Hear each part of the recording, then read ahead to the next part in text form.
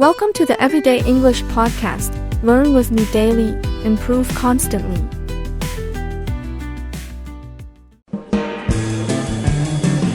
Hello, English learners. Welcome back to English Pod. My name is Marco. And I'm Erica.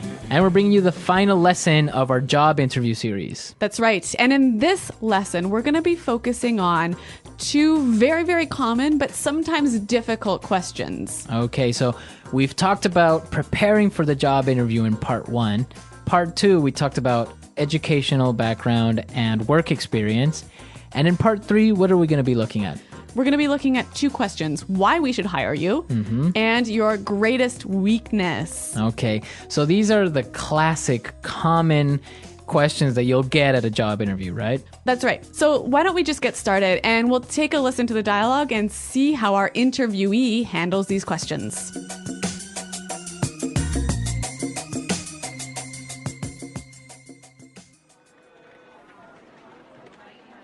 Very good.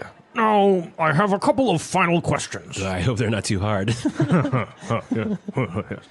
Well, why should we hire you? I think that I would be a perfect fit in this company. I have a unique combination of strong technical acumen with outstanding soft skills. You know, I excel at building strong, long-term consumer relationships. For example, when I headed the customer support department in my previous company, our team resolved about 70% of our customers' problems. I decided that we needed better information and technical preparation on our products. So after, I implemented a series of training sessions in coordination with our technical department.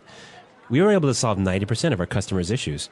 Given the opportunity, I could bring this kind of success to this company. Woo. Impressive. So, what would you consider to be your greatest weakness? To be honest, I struggle with organization and time management. Punctuality has never been a strength of mine. I find it hard to organize my time effectively. I've actually addressed this weakness recently by attending a workshop on efficient time management. It helped me a lot by providing me with great insights on how to get organized and use my time efficiently. So I think I'm getting better now. Great. Well, let me tell you that I am very pleased with this interview. We are shortlisting our candidates this week, and next week we will inform our shortlisted candidates of the day and time for a second interview with our CEO. Great, thanks a lot. I hope to hear from you. Goodbye.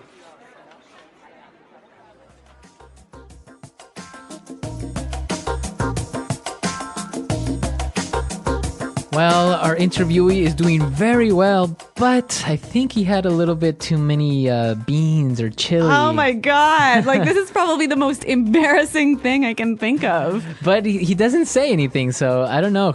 Maybe he should have said, "Oh, pardon me, excuse me," or something. I don't know. I don't know. It's a controversy. Yeah. Okay, but what isn't a controversy is the language, because there's some great stuff in here. All right. So let's take a look at the language in Language Takeaway. Language takeaway. All right, we've got some great phrases and words for you to use when you're talking about what sort of benefits and skills and experience and expertise you can bring to a company. Okay. The first thing that he said, and it's a very interesting word, he said technical acumen. Technical acumen. Acumen. Acumen. This is a really hard word. What is acumen? It's basically insight and understanding and the ability to make good and difficult decisions. Okay, so he has a very strong technical acumen. So a strong insight or understanding of technical issues. Okay, or I can change it and maybe say, I have a very strong business acumen. Exactly. These are the two most common ways that this word is used: technical acumen, business acumen. Okay, great. Now let's take a look at another word, which is very interesting because everybody knows it. Yes. Excel. Excel. Excel. Excel.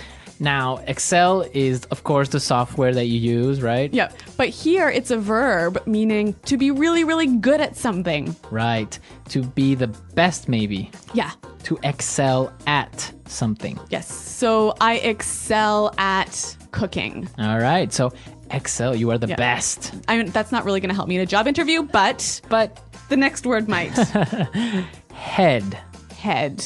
Well, in the dialogue, we heard it as headed in the past, right? Yeah, that's right. He headed the customer support department. So I think this is a great word to use when you were saying I was the leader. I was the main person in charge. Yeah, the manager. So this is a nice verb to use to show that you were leading something. Okay, now for the next word. Struggle. To struggle. Struggle. So what does struggle mean? It means that you have difficulty doing something. So it's hard for you. Yeah. For example, when I was in school, I struggled with math. Okay, and now I struggle with Chinese. Exactly. So to have a hard time. Yeah. Why don't we hear a couple of examples of how this word is used? Example 1.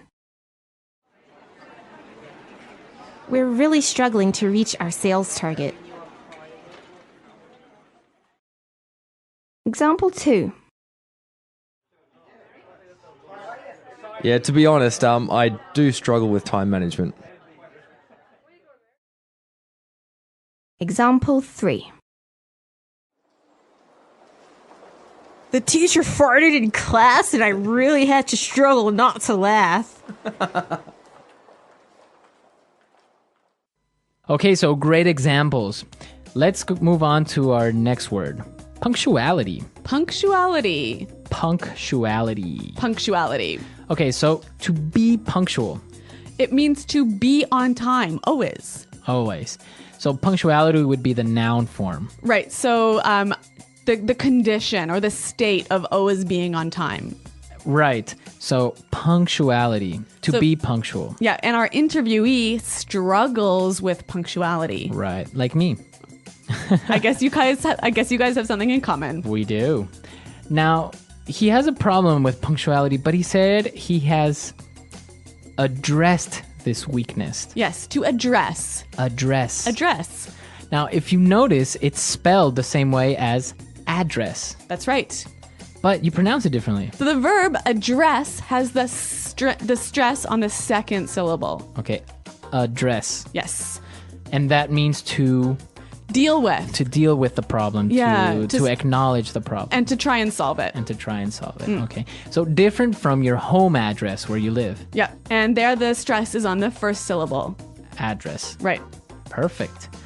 Very good. Okay, so let's listen to this dialogue one more time, and then we'll come back and talk about these two questions: greatest weakness and why should we hire you?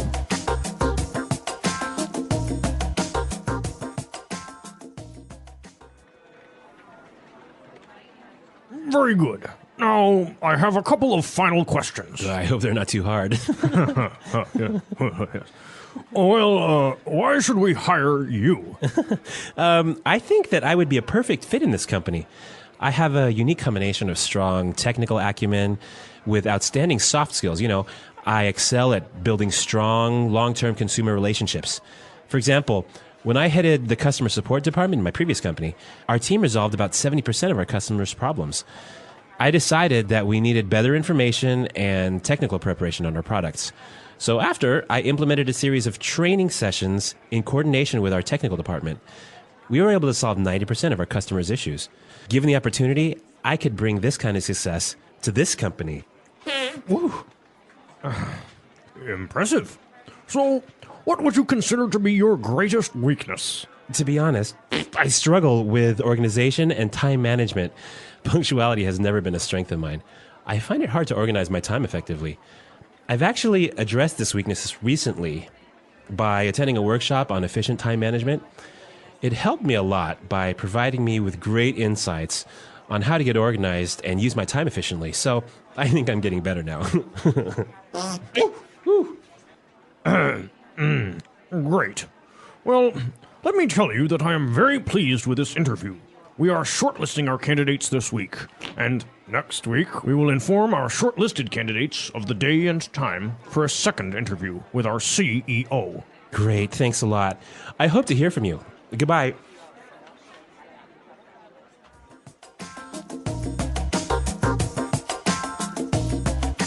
All right, Marco. Well, this classic question, why should we hire you? I think you'll hear it in many, many different interviews. And how did he deal with it here? Well, the first thing that he said is very, very important because they're asking you why. So your immediate reaction would be to answer with because or I think that. But there's a different way of approaching it, which is a little bit more professional. He said, I think that I would be a perfect fit in this company. I think I would be a perfect fit in this company. That's how he started his answer, and then he explained why. So this sounds really strong, doesn't it? Yeah, basically, it just makes you seem to be very confident and puts you like you are already part of the company. So this is a great way to start off this question, but you got to follow this up with some information. So what kind of information should you be giving? Well, like we talked about in your work experience, the same thing goes here. What do you have to offer to this company? What special skills or insights or experience can you bring that would help us? Yeah, that nobody else can bring. Exactly. So, again, you have to start talking about your strengths and your previous experience, but with examples, right? Very, very specific examples. And whenever you can, throw in some numbers or some specific successes that you have had. Exactly. And once you've talked about these things, you can close off this answer by saying, given the opportunity, I could bring this kind of success to this company. Given the opportunity, I could bring this kind of success to this company. So that is just like a magical sentence saying like, if you give me the chance, I will demonstrate how good I am and how I can help this company. Yes, a really, really strong closing argument. Yes. So that's the way you should more or less approach that question, right? All right, but let's turn now to the classic question, your greatest weakness. What is your greatest weakness?